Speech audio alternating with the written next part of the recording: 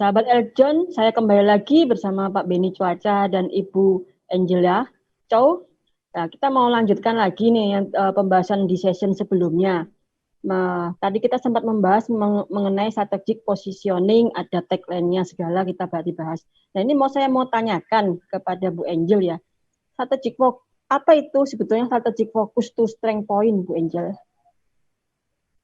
Jadi gini ya, sahabat Eljon semua, Bu Frida. Untuk strategic positioning ini saya mencoba dari industri logistik ya. Mengapa kita harus pakai perusahaan A? Kenapa kok nggak pakai perusahaan yang lain? Jadi gini, kita lihat dari sisi untuk transportasi seperti dari air freight ataupun sea freight. Nah, itu kita lihat kita kekuatannya di mana, strength point-nya di mana. Kita kuatnya di air freight. Itu yang kita tawarkan. Kemudian contoh seumpama seperti di custom compliant. Di custom compliant itu kita bisa juga tawarkan kalau memang kita punya strength point di custom compliant seperti nilai kita di pabean itu A, terus kemudian kepatuhan kita, kemudian dari sisi kedekatan kita dengan orang pabean, dengan orang bea cukai, namun dalam arti bukan dekat dalam tanda petik ya, dalam arti memang benar-benar kita dekat sesuai dengan aturan yang ada, seperti itu.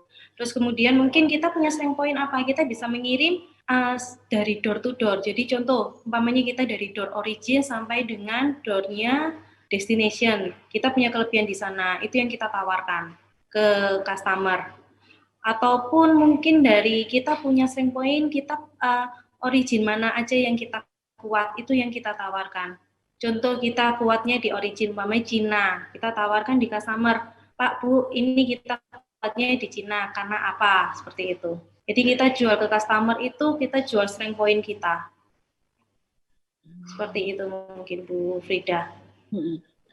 Menurut Pak Beni sendiri, maksudnya strategic fokus to strength point itu seperti apa ya, Pak Beni?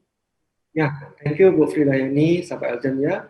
Tadi seperti yang dijabarkan oleh Bu Angelia Chow tadi itu sudah sangat-sangat tepat. Kenapa sangat-sangat tepat Bu Frida ini, sahabat Eljon? Lihat ya, kita kan mau mencapai KPI korporasi, mencapai kita punya visi misi. Untuk mencapai tadi kita pasti buat strategi. Ya, kita untuk mencapai kita punya target tadi. Nah, kita untuk mencapai kita punya target tadi, kalau kita tidak berfokus kepada kita punya fokus kepada Fridayani, activity tadi itu mengandung cost nggak? Pasti mengandung cost ya, Bu Frida ya, sahabat ya. Nah, bayangkan jika kalau misalnya kita punya strategik tadi ya tidak berfokus kepada strength point, malah berfokus kepada kita punya weakness, itu cost-nya itu keluar nggak tuh? Pasti keluar. Dan itu menurut saya nggak ada nilainya gitu loh. Cost-nya bertambah, hasil omsetnya pun belum tentu kita bisa dapatin gitu loh. Nah, makanya janganlah keluar membuat strategi kita itu tetap on the track kepada strength point.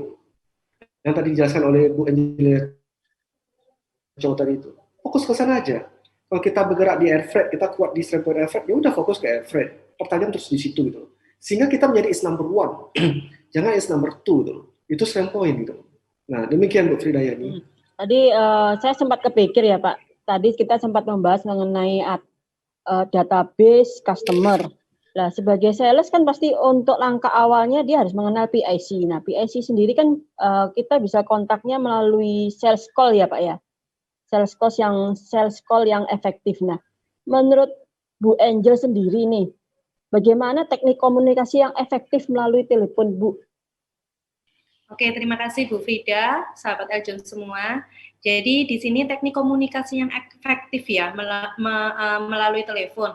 Mestinya kalau untuk tatap muka kita lebih enak ya, karena kita kan bisa tampak gestur tubuh, body language dari lawan bicara kita itu sendiri. Sedangkan kalau lewat telepon itu kan kita nggak bisa tampak. Jadi di sini yang kita tekankan, kalaupun kita melalui telepon, kita harus benar-benar yang terpenting itu niat tulus dari kita.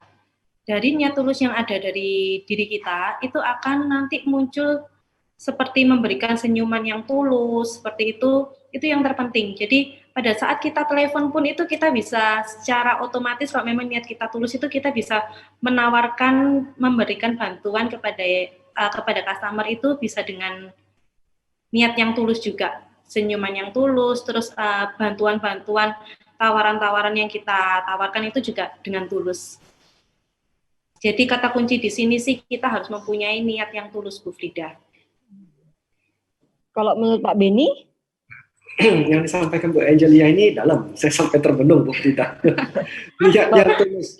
Ya, Pak Beni sudah tersenyum terus loh, tulus loh. Ini benar sekali, ini benar sekali Bu Frida sampai Angelia. Jadi saya bilang, kenapa saya bilang benar ya? Kalau tadi yang sampai Bu Angelia tadi itu, coba kalau kita tetap muka, pasti kan kita bisa nampak kan gerak-gerik tangan, kita lagi ekspresi marah, tersenyum gitu kan ya, bisa dilihat gitu. Tapi kalau telepon kan nggak bisa.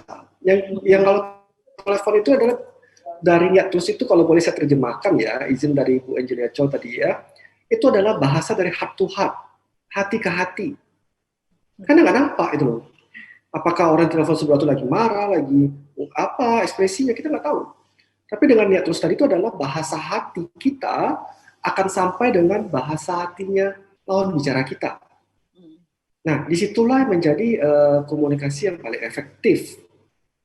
Kalau kita berpura-pura, Bu Frida sampai Eljon, itu pasti terasa di telepon itu. Ini cuma berpura-pura, nggak nyaman gitu loh. Kita tahu orang ini lagi berpura-pura gitu.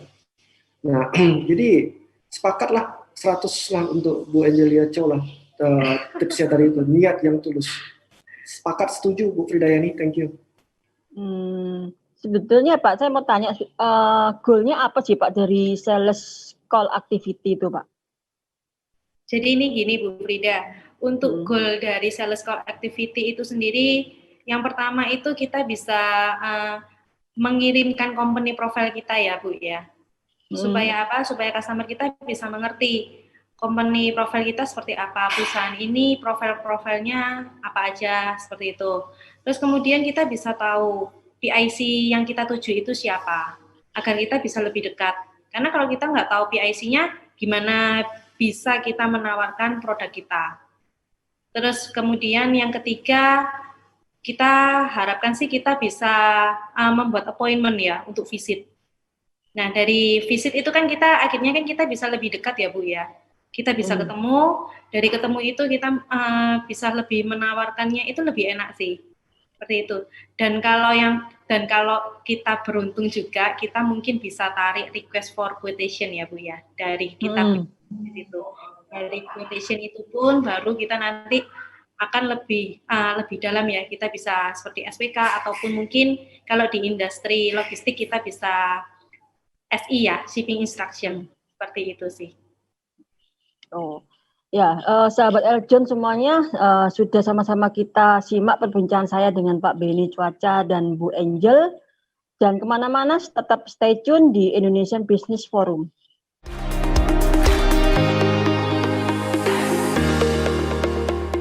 Halo sahabat Eljon, jangan lupa klik tombol like-nya ya.